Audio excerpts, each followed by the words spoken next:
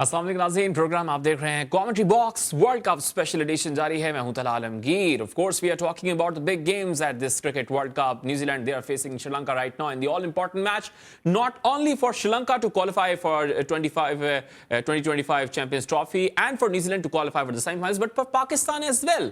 ये मैच पाकिस्तान के लिए भी बहुत इंपॉर्टेंट है। न्यूजीलैंड का हारना पाकिस्तान की क्वालिफिकेशन से बहुत ज़्यादा जुड़ा हुआ है, इस पर ऑफकोर्स हम बात करेंगे। लेकिन श्रीलंका क्योंकि they were given batting first, toss जीतकर बॉलिंग का फैसला किया न्यूजीलैंड ने। पहले बैटिंग करते हुए श्रीलंका ने 171 रन पर ऑल आउट हो गई है। न्यूजीलैंड की टीम ने बेहतरीन बॉलिंग का मुजाहरा किया। ऑफ कोर्स इस पर हम बात कर रहे हैं एंड जो इंपॉर्टेंस है इस मैच की उस पर भी हम बात करेंगे। एंड क्योंककि 171 पे ऑल आउट हुई है टीम, स्टार्ट में बहुत अच्छा स्टार्ट था, विकेट्स तो गिरी थी एक साइड से, लेकिन कुशाल पेरेरा ने 182 के स्ट्राइक रेट से वही दे मार 4.5 किया, लेकिन बाद में कोई खास अच्छी कारकर्दगी नजर नहीं आई। ठीक शान ने आखिर में आकर थोड़ा सा स्टेबल किया, नहीं लेकिन एक 171 would be easy for New Zealand पे हम ऑफ कोर्स बात करेंगे।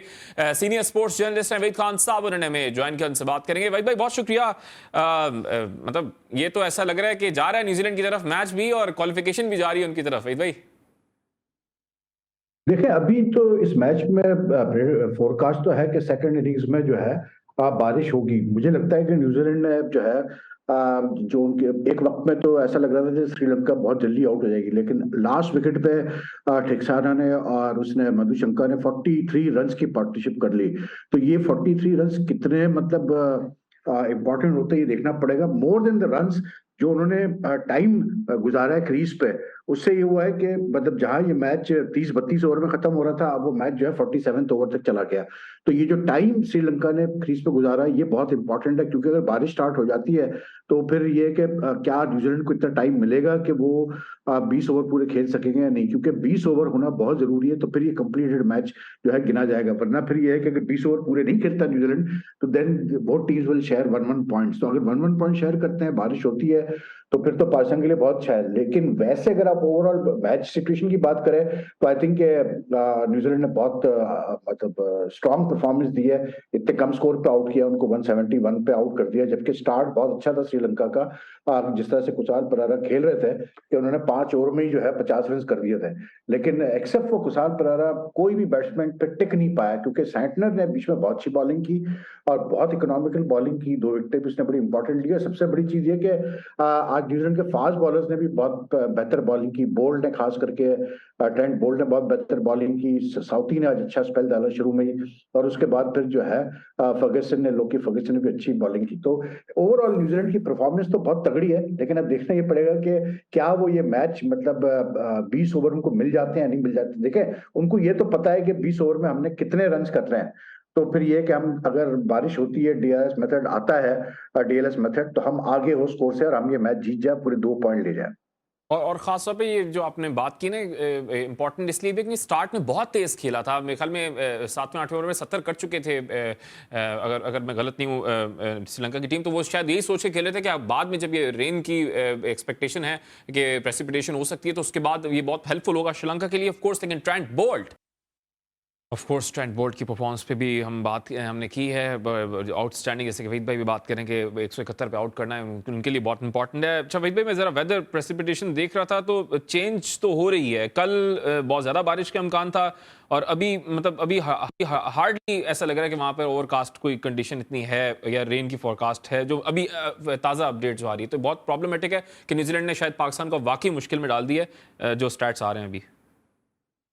देखिए, न्यूजीलैंड तो आप कोशिश करेगा कि ये जो 171 है ना, ये जल्द से जल्द करे और अपने नेट रन रेट को और बेहतर करे, क्योंकि वो फिर क्योंकि even if they go on to win this match they would like also the net run rate to improve. हालांकि इस वक्त उनका पाकिस्तान से काफी बेहतर है, लेकिन वो ऐसा चाहेंगे कि इतना उसको बेहतर कर दे कि पाकिस्तान के लिए मुश्किल हो जाए जो है नेट रन रेट को मैच करना, इवन अगर पाकिस्तान इंग्लैंड से जीतता है। तो पाकिस्तान, देखें क्रिकेट है, कुछ भी हो सकता है। 171 है, पिच में थोड़ा स्पिन है, शुरू में जो है पेस बॉलर्स को हेल्प मिल रही थी क्योंकि ओवरकास्ट कंडीशंस थे, तो उसका फायदा उठाया साउथी ने, बोल्ट वगैरह ने।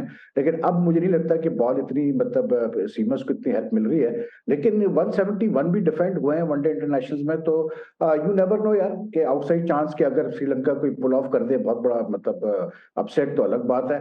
लग तो ये रहा है कि न्यूजीलैंड को जीतना चाहिए मैच, और जैसे आप कह रहे हैं कि वेदर फोरकास्ट अगर बेहतर हो गया है तो उसका मतलब ये है कि पाकिस्तान के लिए ऑब्वियसली बात है और मुश्किल हो जाएगी फिर। बिल्कुल। अच्छा, एक इस तरह का अपसेट ना वही भाई पहले भी हो चुका है, आपको भी याद होगा T20 वर्ल्ड कप 2014 की मैं बात कर रहा हूँ। चट्टोग्राम में ये मैच था बांग्लादेश में, और श्रीलंका ने पहले बैटिंग करते 119 बनाए थे, जवाब में न्यूजीलैंड ऑल आउट हो गई थी 60 रन पे। ऑफकोर्स वो T20 था और वो ज़रा बहुत पुरानी मैं बात कर रहा हूँ, आखिरी ये 9 साल पुरानी बात कर रहा हूँ, लेकिन ये अपसेट इस तरह का हो चुका है। लेकिन ऑफकोर्स जो आप बात करें कि अब पाकिस्तान के लिए अगर ये ज़रा मैच जीतते हैं न्यूजीलैंड, तो पाकिस्तान के लिए मजीद मुश्किल हो जाएगी। और उसके स्टैट्स भी हैं हमारे पास कि अगर न्यूजीलैंड ये जो चेज है वो 35 ओवर्स में करता है, पाकिस्तान पहले बैटिंग करता है अगेंस्ट इंग्लैंड, तो 225 रन के एक बड़े मार्जिन से जीतना होगा पाकिस्तान को। और अगर सेकंड बैटिंग करता है तो जितना भी टारगेट इंग्लैंड बना रहे हैं तो 14 ओवर में चेस करना होगा। तो बहुत ही इंपॉसिबल वहीद भाई मतलब इस तरफ जा रही है बात, हम देख रहे हैं। ये बिल्कुल काफी मुश्किल हो जाएगी पाकिस्तान के लिए। और फिर दूसरा एक ये भी तो ध्यान में रखें कि इंग्लैंड ने भी अपना कल मैच जीता है, तो थोड़ा सा जैसे जॉर्ज बटलर कह रहे थे कि वो भी चैंपियंस ट्रॉफी की दौड़ में है, कि वो भी टॉप 7 में फिनिश करना चाह रहे हैं, तो वो भी कोई इतने हल्के तो नहीं आएंगे आपके खिलाफ कि वो आपको प्लेट पर रख के मैच दे दे। तो बात वही है यार तला के, देखें बस हर टीम अपना जो है ना डेस्टिनी खुद लिखती है एक बड़े टूर्नामेंट में। पाकिस्तान अनफॉर्चुनेटली, मैं जो समझता हूँ जो सबसे बड़ा पाकिस्तान को सेटबैक हुआ वो हुआ अफगानिस्तान से मैच हारना, क्योंकि ये कोई एक्सपेक्ट नहीं कर रहा था कि पाकिस्तान अफगानिस्तान से हारेगा। अगर वो मैच पाकिस्तान अफगानिस्तान से जीत जाता तो आज पाकिस्तान के 10 पॉइंट होते, Pakistan would have been in a much better position to qualify for the semifinal. लेकिन क्योंकि वो जो अफगानिस्तान से मैच हारे उसकी वजह से बहुत हमें सेटबैक हुआ। बाकी जो हम टीमों से हारे, जैसे ऑस्ट्रेलिया से हारे, इंडिया से हारे, आप साउथ कैसे बोलते साउथ अफ्रीका से हारे, साउथ अफ्रीका वाला मैच भी हम बहुत क्लोज आ रहे हैं, लेकिन ये टीम ऐसी थी कि हम एक्सपेक्ट कर रहे थे कि पाकिस्तान को हराएंगे, तो ये तो इतना बड़ा मतलब सरप्राइज नहीं था। लेकिन अफगानिस्तान से हारना डेफिनेटली बहुत बड़ा एक हमारे लिए अपसेट था, और आई थिंक वो अब हमारे गले पड़ेगा। और बात वही है कि जो हालात है हमारे क्रिकेट के आपके सामने, ये तला मतलब जिस क्रिकेट सेटअप में ये हाल हो कि रात के 12:30 बजे जो है प्रेस रिलीज इशू की जा रही हो पाकिस्तान क्रिकेट बोर्ड की तरफ से कि जी हमने चीफ सेलेक्टर इंजमाम उल हक का रेजिग्नेशन एक्सेप्ट कर लिया है, तो ये बड़ी अजीब सी है, ये बड़ा एक अजीब तरीका है गवर्नेंस करने का। इसलिए क्योंकि इंजमाम ने तो रिजाइन जो अपना रेजिग्नेशन सबमिट किया था क्रिकेट बोर्ड को, वो तो तकरीबन उस बात को जो है 8-10 दिन हो चुके हैं। तो 8-10 दिन जब आप लेके बैठे हैं उसका रेजिग्नेशन, तो मतलब अभी एकदम से ऐसी क्या इमरजेंसी आ गई कि रात के 12:20 पे आप प्रेस रिलीज इशू कर रहे हैं कि जी हमने इंजमाम का रेजिग्नेशन एक्सेप्ट कर लिया है। यू नो मतलब this is not good for Pakistan cricket जो कुछ भी हो रहा है। ये मतलब हम जो है ना, हम मतलब वी आर जस्ट कैसे बोलते हैं गलत रास्ते पे हम निकल पड़े हुए हैं, और टीम भी अच्छा नहीं परफॉर्म कर रही, ऊपर से गवर्नेंस भी अच्छी नहीं हो रही है। तो मतलब क्या पाकिस्तान क्रिकेट फैन पर उम्मीद रखें? बिल्कुल बिल्कुल, उम्मीदें जो है ना वो टूटती जा रही हैं। जैसे वहीद भाई पहले भी प्रोग्राम में एक ब्रेक की तरफ जाने का भी कहा जा रहा है, ब्रेक की तरफ जाएंगे। वहीद भाई पहले भी प्रोग्राम में बात कर चुके हैं, अगर यही हालात रहे तो फिर हॉकी जैसा हाल हो सकता है, स्क्वाश जैसा हो सकता है। ये हम प्रोग्राम में पहले भी बात कर चुके हैं। एक ब्रेक की तरफ जाएंगे, वापस आके तो ये इंजमाम उल हक साहब का जो इस्तीफा रात को मंजूर हुआ है, इस पर क्या वजूहात हैं, क्या मामलात हैं, इस पर वहीद भाई से बात करेंगे। ऑफकोर्स कोच ने जो रैंकिंग से मुतालिक मिकी आर्थर ने बयान दिया कि ये शायद आईसीसी की रैंकिंग नहीं बीसीसीआई की रैंकिंग है, क्या मतलब वो तो कुछ भी कहे जा रहे हैं, उस पर भी हम ऑफकोर्स बात करेंगे कमर्शियल ब्रेक के बाद।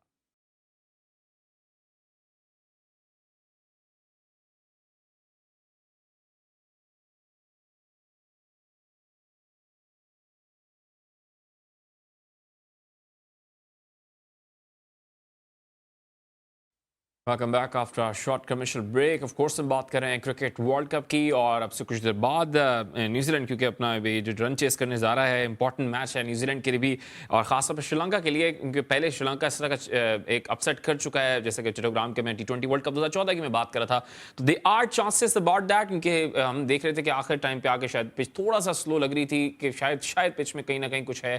तो ऑफकोर्स पे हम इस पर बात करें। बैटिंग कार्ड भी ऑफकोर्स हमारे सामने है। न्यूजीलैंड क्योंकि पहले टॉस जीता, बॉलिंग का फैसला किया, Sri Lanka they were given the batting first, Nissanka शुरू में जल्दी आउट हुए, 3-4 विकेट जल्दी गिर गई, लेकिन Kusal Perera was outstanding for them. 28 बॉलों पर 51 रन उन्होंने बनाए, 2 छक्के भी लगाए हैं। इसमें बहुत तेज खेल रहे थे, लेकिन ऑफ कोर्स वो भी कैच आउट हो गए। मोस्टली जो इसमें विकेट्स गिरी हैं, आप देख सकते हैं कि कैच आउट हुए हैं। सिर्फ एक खिलाड़ी एलबीडब्ल्यू है, वो भी श्रीलंका का था। वो अच्छी बॉल थी, ट्रेंट बोल्ट की, रिव्यू लिया था उन्होंने, and that was a good review of course. तो हम इस पर ऑफ कोर्स बात करें, लेकिन पाकिस्तान क्रिकेट बोर्ड के मामला भी बहुत ज़्यादा चल रहे हैं, उस पर भी गुफ्तगू कर रहे हैं। और गुज़श्ता रोज़ एक दिन पहले ये खबर आई कि जब आलिया रशीद साहिबा ने जो कमेटी थी फैक्ट फाइंडिंग, उससे अलहदगी का ऐलान किया कि भाई अभी तक इस्तीफ़ा मंजूर नहीं हुआ इंज़माम हक साहब का। तो अब कल रात की तारीख में, जैसे कि वहीद भाई भी बात कर रहे थे कि वहीद भाई ये मतलब इतनी रात को इस्तीफ़ा मंजूर किया, ये शायद इतनी तनकीद हो रही थी कि अब तक नहीं हुआ, मतलब आप तहकीकात किस चीज़ की कर रहे हैं। फिर बाद में ये भी खबर आई हुई है कि आपने रिजवान को फैक्ट फाइंडिंग की रिपोर्ट तो आई नहीं, लेकिन आपने उनको पहले से क्लियर कर दिया कि उनका कोई इसमें अमल दखल नहीं है। जी वहीद भाई। नहीं हुआ ये है मेरे ख्याल से कि इंजमाम ने जो अभी परसों रात को बैठ के जो टीवी पे काफी क्रिटिसाइज किया है पाकिस्तान क्रिकेट बोर्ड को और जक्का अशरफ को, उस पे आई थिंक उसका ये रिएक्शन आया है। और ये फिर अगर उसका रिएक्शन आया तो फिर ये सिर्फ इंडिकेट करता है कि किस मतलब मेंटल स्टेट में लोग काम कर रहे हैं इस पर क्रिकेट बोर्ड में। क्योंकि इंजमाम ने जो अपनी मतलब बातें की जियो टीवी पे, उन्होंने अपना राय दी, उनका अपना एक ओपिनियन है। वो उन्होंने बेसिकली ये चीज पॉइंट आउट की कि भाई एक तो ये बार बार आप क्यों एक्सटेंशन दे रहे हैं चेयरमैन को, और मतलब दिसंबर से जो है एडॉक बेसिस पे बोर्ड चल रहा है। फिर दूसरा उन्होंने ये भी बात कही कि भाई ये क्रिकेट बोर्ड ऐसे थोड़ी टीम को डिसओन करता है और सारी जिम्मेदारी मुझ पर बाबर पे डाल दी गई, और चेयरमैन जो है वो कहता है मैं क्रिकेटर से बात करूंगा और जिम्मेदारी लेने को तैयार नहीं है, वगैरह वगैरह करके इस किस्म की बातें की। फिर उन्होंने ये भी बताया कि मैंने और मेरे लॉयर ने हमने एक ईमेल भेजी थी क्रिकेट बोर्ड को कि भाई मुझे जल्द से जल्द बुलाया जाए इस प्रो कमेटी के सामने कि मैं अपनी सफाई पेश कर सकूं और मुझे क्लियर किया जाए। तो बोर्ड ने उस पर कोई जवाब नहीं दिया। तो उस पर फिर कल बोर्ड ने एक रिजॉइंडर भी इशू किया था काफी सख्त किस्म का, जिसमें उन्होंने कहा जी इंजमाम जो है वो रिजाइन तो कर चुके हैं, लेकिन वो 6 महीने तक जो है वो अंडर कॉन्ट्रैक्ट है, तो वो बोल नहीं सकते कुछ भी, और वो गलत कर रहे हैं बोल के, और वो मतलब ब्रीच कर रहे हैं कोड ऑफ कंडक्ट वगैरह को, और हम बुला लेंगे इंजमाम को, और ये और वो सारी बातें। आज ही हमें मैसेज रिसीव हुआ इंजमाम का, उन्होंने अपनी सफाई पेश की। लेकिन आई थिंक ये जो रात को फिर लेट नाइट जो डिसीजन हुआ कि इंजमाम की रेजिग्नेशन एक्सेप्ट की जाए, ये सिर्फ इसी वजह से हुआ है कि इंजमाम ने क्योंकि उड़ाया है तो बुरा लगा। हालांकि बोर्ड ने अपने रिजॉइंडर में ये बात कही कि इंजमाम ने जो रेजिग्नेशन भेजा क्रिकेट बोर्ड को, तो वो उसने उसमें लिखा कि भाई मैं इसलिए रिजाइन कर रहा हूँ, अभी रेजिग्नेशन भेज रहा हूँ क्योंकि आप प्रोव कर रहे हैं कॉन्फ्लिक्ट ऑफ इंटरेस्ट की वजह से मेरे रोल जो है कंपनी में। तो जब प्रोब हो जाएगी तो मैं तैयार हूं, मैं कंटिन्यू करूंगा। जब मैं क्लियर हो जाता हूं तो मैं कंटिन्यू करने के लिए तैयार हूं एज चीफ सेलेक्टर। तो उसके बावजूद अगर उसके रेजिग्नेशन एक्सेप्ट कर ली गई है तो उसका मतलब फिर आप सोच लें कि क्या पोजीशन चल रही है। अब जो मेरी इतला है 2-3 नाम है, हफीज है, शायद अफरीदी, इनके नाम चल रहे हैं for the chief selectors post. तो अब देखते हैं क्या होता है क्या नहीं आगे चलता है। लेकिन ये सब बैड टेस्ट में हो रहा है। और आई डोंट नो यार, देखें बात हुई है कि आप मतलब कब तक क्रिकेट को इस तरह से टेम्पररी बेसिस पे चलाते रहेंगे और इस किस्म के डिसीजन लेते रहेंगे। अब क्रिकेट को कोई फायदा हो नहीं रहा। क्रिकेट को अब जो है ना मतलब आप खराब ही कर रहे हैं। ये जो एशिया कप और वर्ल्ड कप जो हमारे लिए गुजरा है, ये बहुत बुरा गुजरा है। इसमें ना सिर्फ हमारी टीम की खामियां एक्सपोज होगी, बल्कि हमारे क्रिकेट बोर्ड की गवर्नेंस सिस्टम भी एक्सपोज हो गई है पूरी। और जो हमारा एक सिस्टम है क्रिकेट चलाने का, वो एक्सपोज हो चुका है बुरी तरह से। तो आई डोंट नो यार क्या कहें, मतलब स्ट्रेंज सी सिचुएशन है। तला अफसोस ही होता है देख के यार। अच्छा वहीद भाई, मैं मुझे अफसोस पता क्यों होता है तला, सॉरी मैं एक बात कंप्लीट कर जी दूं। जी जी अफसोस जी। इसलिए होता है कि मैं क्योंकि जानता हूं कि क्रिकेट फैंस कितना ज्यादा जो है वो बेचारे इन्वेस्टेड है इस वर्ल्ड कप में, या इससे पहले एशिया कप में, या पाकिस्तान टीम में कितना ज्यादा वो पाकिस्तान टीम के लिए दुआ कर रहे होते हैं और चाह रहे होते हैं कि अच्छा करे। तो उसके बाद इतनी डिसअपॉइंटमेंट्स हो तो यार बड़ा बुरा लगता है फिर। बिल्कुल, बहुत बुरा लगता है। अच्छा वहीद भाई, मुझे मुझे दुरुस्त कीजिएगा अगर अगर मेरा मौक़िफ़ आपको दुरुस्त ना लगे कि मैं गलत बात कर रहा हूँ। मुझे जो फीलिंग आ रही है ना कि जाते-जाते मीडिया में खुद इंटरव्यूज़ दे रहे हैं ज़का अशरफ साहब, या खुद इस तरह की बातें कर रहे हैं कि वो अपने आप को ज़रा क्लियर करना चाह रहे हैं कि मेरा इतना अमल दखल नहीं था। जैसे आप भी बात कर रहे थे कि वो इशारा ये कर रहे हैं कि मेरी सेलेक्ट की हुई टीम नहीं है, चाहे वर्ल्ड कप के मामला हों या चाहे क्रिकेट बोर्ड के मामला हों। जिस तरह ये इंज़माम हक साहब का मामला है, उन्होंने बोला हमने तो उनको बुलाया था, वो तो इस्तीफा देके चले गए, वो तो आए ही नहीं, उन्होंने तो गुफ्तगू ही नहीं की इस मामले में। ये भी उन्होंने प्रेस कॉन्फ्रेंस में कह दिया। और आप ये देखें कि कोई इस तरह की नज़ीर मिलती है कि मतलब वर्ल्ड कप चल रहा है, आपकी टीम वर्ल्ड कप खेल रही है, पूरी जो कौम है वो वर्ल्ड कप पे नजरें हैं, उसकी टीम पे नजरें हैं, लेकिन यहाँ पर क्रिकेट बोर्ड के मामला इतने। आप ये देखें कि क्रिकेट बोर्ड ने श्रीलंकन की वजारत खेल ने श्रीलंका क्रिकेट बोर्ड को बोला कि आप इस्तीफे दे दें उस हार के बाद, उन्होंने नहीं दिया। 3 दिन बाद पूरा बोर्ड सैक कर दिया। लेकिन यहाँ पर मामला वहीं का वहीं चल रहा है। जी वहीद भाई।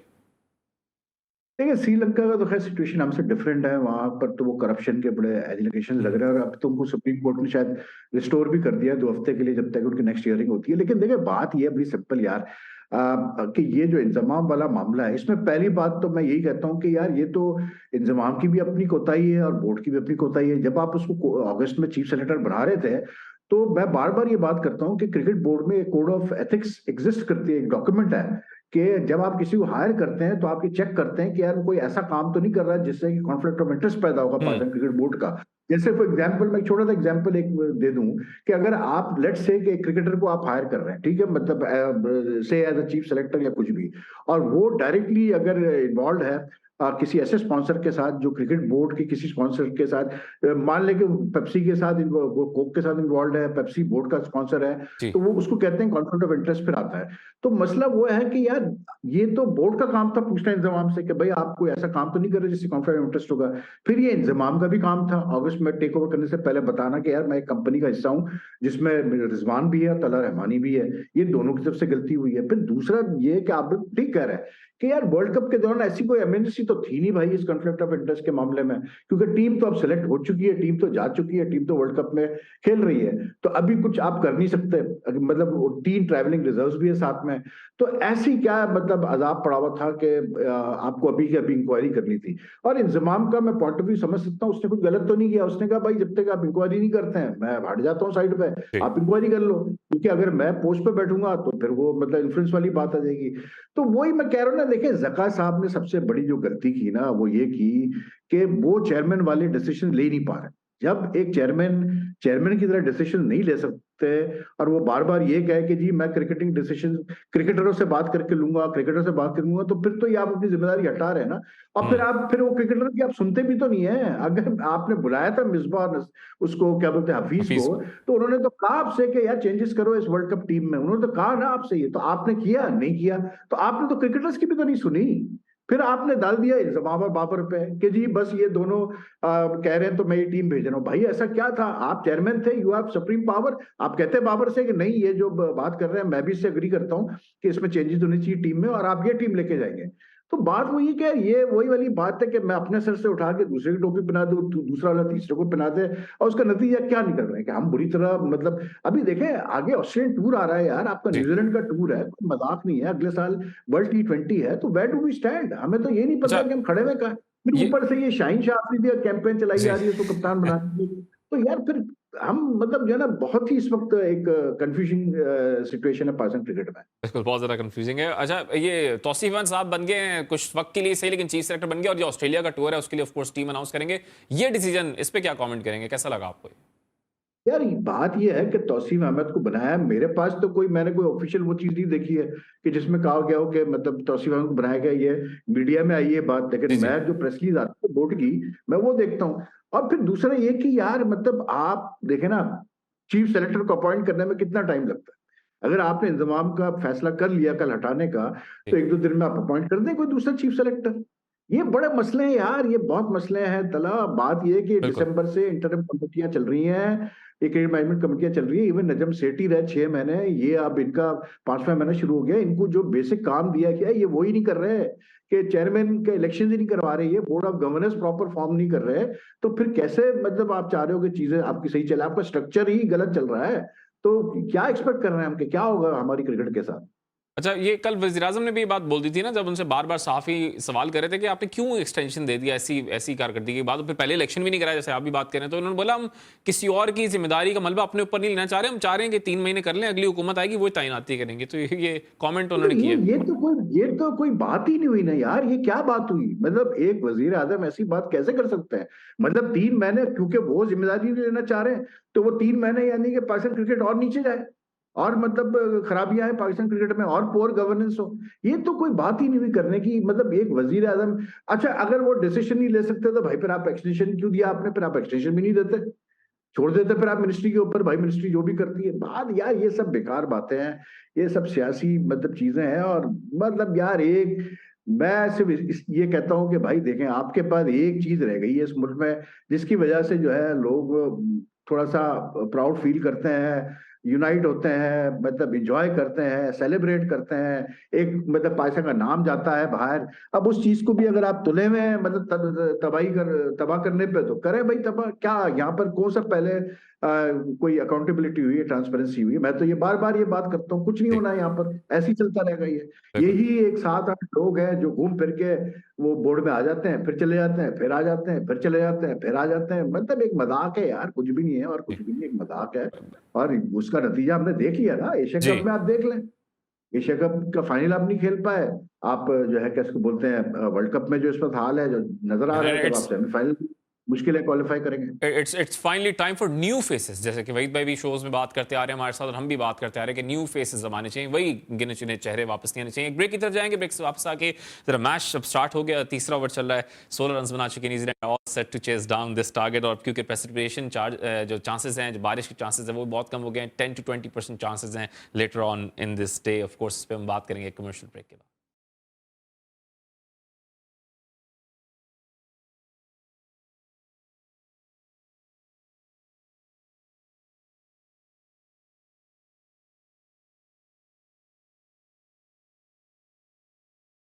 Welcome back after commercial break. Cricket world cup की हम बात करें, and of course ODI ranking में भी अब तब्दीली हुई है, and Shubman Gill has dethroned Babar Azam from the number 1 spot in the ODI cricket ranking.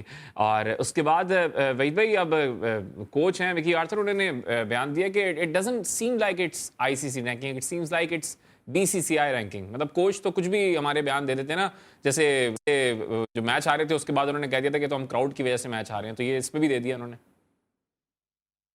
Hyderabad में एक हॉस्पिटल है, मिक्की ऑथर को वहां भेजने की जरूरत है मुझे लग रहा है। और कुछ भी नहीं कहूँ इसके ऊपर। क्या कहें यार लोग, ये असल में ये सटिया के हैं सारे के सारे वहां पर जाकर, और कुछ भी नहीं है यार। देखें बात हुई है, मैं सुन रहा था जैसे एक बात, एक साहब बैठ के बात कर रहे थे कि जी बीसीसीआई ने जो है वो कुछ प्लेयर्स को और बोर्ड्स को थ्रेट किया कि भाई आप लोग परफॉर्म नहीं करेंगे अगेंस्ट इंडिया, और अगर आपने परफॉर्म किया तो आप प्लेयर्स को हम आईपीएल में नहीं लेंगे और लीग्स में नहीं लेंगे, और ये नहीं करेंगे और वो नहीं करेंगे। यार बात ये है कि पाकिस्तान के प्लेयर्स तो आईपीएल में खेलते ही नहीं है। ना पाकिस्तान और इंडिया का कोई मतलब कोई क्रिकेट के रवाबित है 2012 से, और ना पाकिस्तान क्रिकेट बोर्ड को कोई माली मतलब कोई फायदा होता है बीसीसीआई से पिछले कोई 13 साल से। तो मतलब यार बात वही है कि अब आप बैठ के वही कहते हैं ना कि मुंह ही खा गए, तो आप बैठ के एक्सक्यूजेस तलाश कर रहे हैं। अब आप डीवैल्यू करने की कोशिश कर रहे हैं इंडिया की परफॉर्मेंस को। अब मैंने देखा अब ये शुरू हो गया है कि जी वो अब क्योंकि जैसे ही ये न्यूजीलैंड ने श्रीलंका को 170 पे पकड़ लिया, तो अब ये बातें शुरू होगी सोशल मीडिया पे कि जी इंडिया वाले खुश ना हो, न्यूजीलैंड में इंडिया जो है सेमीफाइनल में हरा देगा न्यूजीलैंड आपको, ये वो। देखिए यार, आप वर्ल्ड कप को don't look at as the India Pakistan rivalry, look at it as a festival of cricket, as a showcase of the best cricket teams, ठीक है ना? तो जो टीम अच्छा करे हो ठीक है यार, मतलब जरूरी नहीं है कि हर वर्ल्ड कप में जो है हम अच्छा करेंगे, ठीक है। हम मतलब नहीं हमने तैयारी की, हमारे पास वो प्लेयर्स नहीं थे, तो हम नहीं कर सके अच्छा। तो इससे आप क्या कर सकते हैं? अब आप यही कर सकते हैं ना कि आप आगे के लिए बेहतरी का करें। अभी अगले साल वर्ल्ड T20 है, फिर 2025 में चैंपियंस ट्रॉफी है, अब ये ऑस्ट्रेलिया टूर है जहां हमने कभी टेस्ट सीरीज आज तक नहीं जीत पाए तारीख में। तो आप अच्छाई की तरफ सोचे ना। ये जब मिकी ऑथर बैठ के जिस किस्म की बातें कर रहे हैं, इसमें क्या अच्छाई है पॉजिटिविटी, मुझे बताएं। जब तक बाबर नंबर 1 था 2 साल से, तो उस वक्त मतलब ये बीसीसीआई की रैंकिंग नहीं थी, उस वक्त ये आईसीसी की रैंकिंग थी। अब अगर शुभमन गिल नंबर 1 हो गया या सिराज नंबर 1 है ओडीआई में, तो ये बीसीसीआई की रैंकिंग होगी। मतलब ये बेकार बातें हैं यार, ये इमेच्योर किस्म की बातें हैं, और मतलब इससे कोई फायदा नहीं हो रहा पाकिस्तान क्रिकेट को। पाकिस्तान क्रिकेट को उल्टा नुकसान ही हो रहा है, इसलिए क्योंकि प्लेयर्स को आप ये मैसेज पास ऑन कर रहे हैं कि तुम बुरा परफॉर्म करो, हम एक्सक्यूजेस करेंगे, तुम्हें कवर करने की कोशिश करेंगे। नहीं, जो प्लेयर नहीं है इस काबिल पाकिस्तान टीम में, देखें यार ये पाकिस्तान टीम में खेलना, मैं बार बार कह के तंग आ जाता हूं कि इस पाकिस्तान टीम में खेलना कोई मजाक बात है। मतलब जो एक एक मतलब ज्यादातर जो प्लेयर जिस बैकग्राउंड से आते हैं वो कहां से कहां पहुंच जाते हैं यार। अल्लाह ताला उनको इतना नवाजता है, इतना नवाजता है, थ्रू क्रिकेट की कोई लिमिट नहीं। तो भाई जब आपको इतना नवाजा जा रहा है, तो आपकी जिम्मेदारी बनती है कि आप वर्ल्ड कप जैसे इवेंट में you have to give more than 100%। अगर आप 100% नहीं दे सकते अगर वर्ल्ड कप जैसे इवेंट में या एशिया कप में, तो फिर आप घर जाएं यार, जरूरत नहीं फिर आपकी हमें टीम में। सीधी बात है। It should be a performance based क्या इसको बोलते हैं, टीम, नॉट अ टीम के जहां पर आप मतलब तुम हारो या जीतो हमें तुमसे प्यार, ये सब बकवास है यार। ये केक काटना और ये करना, ये सब बेकार बातें हैं। मैं तो इसके बिल्कुल सख्त खिलाफ हूँ। ये सोशल मीडिया का जो ये ड्रामेबाजी स्टार्ट हुई हुई है आजकल, ना सिर्फ पाकिस्तान में, दूसरी टीमों की भी, ये बेकार है यार। इसका क्या असर है मुझे बताया परफॉर्मेंस पे? जब तक कि एक टीम परफॉर्म नहीं करेगी फील्ड पे, क्या ये वीडियो अच्छी लगती है लोगों को? बिल्कुल अच्छी नहीं लगती। लोग चाहते हैं आपके प्लेयर अच्छा परफॉर्म करें, ऊपर आए।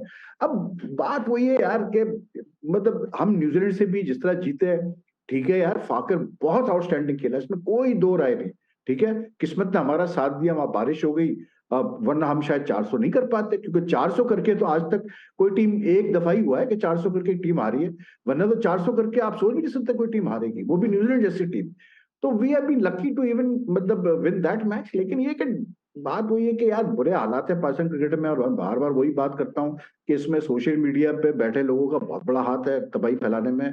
मैं आपको बताऊं ना यार, I don't to go down the मतलब लेन अगेन, लेकिन बात वही है यार कि आज से 20-30 साल पहले जो है ना, हार्ड कोर मतलब जर्नलिज्म होती थी, जी मतलब प्रॉपर तरीके से क्रिटिसाइज किया जाता था प्लेयर्स को, और क्रिकेटिंग रीजन की वजह से क्रिटिसाइज किया जाता था, और उनकी खामियां सामने रखी जाती थी, और कोई लिहाज नहीं किया जाता था कि टीम परफॉर्म नहीं कर रही या कोई गलती हो रही है क्रिकेट बोर्ड में। अब तो भाई ऐसा कोई सीन ही नहीं। अब तो जो मतलब ऐसा लग रहा है जैसे कि बाबर आजम से बड़ा कोई बैट्समैन पैदा नहीं हुआ पाकिस्तान क्रिकेट में यार।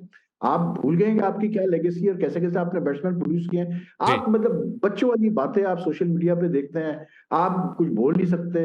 लेकिन सोचने की बात है यार कि मैं एक बात कर रहा हूँ, मतलब एक एक सिंपल सी बात है तला, हम्म, कि आप इंडिया जा रहे हो खेलने यार, आपके मतलब जो 18 लड़के गए हैं इंडिया खेलने के लिए, उसमें से अब 16 लड़के पहली दफा इंडिया में खेलने जा रहे हैं। ठीक है, जी 16 लड़के पहली दफा इंडिया में खेलने जा रहे हैं, और नतीजा क्या निकल रहा है कि हम देख रहे हैं कि वो स्पिरिट ही नहीं है, जी वो पैशन ही नहीं है, वो हंगर ही नहीं है जीत का। आप कोई प्राइड ही नहीं है आपको यार। इंडिया जाके आपको पता है इंडिया और पाकिस्तान के हालात क्या है।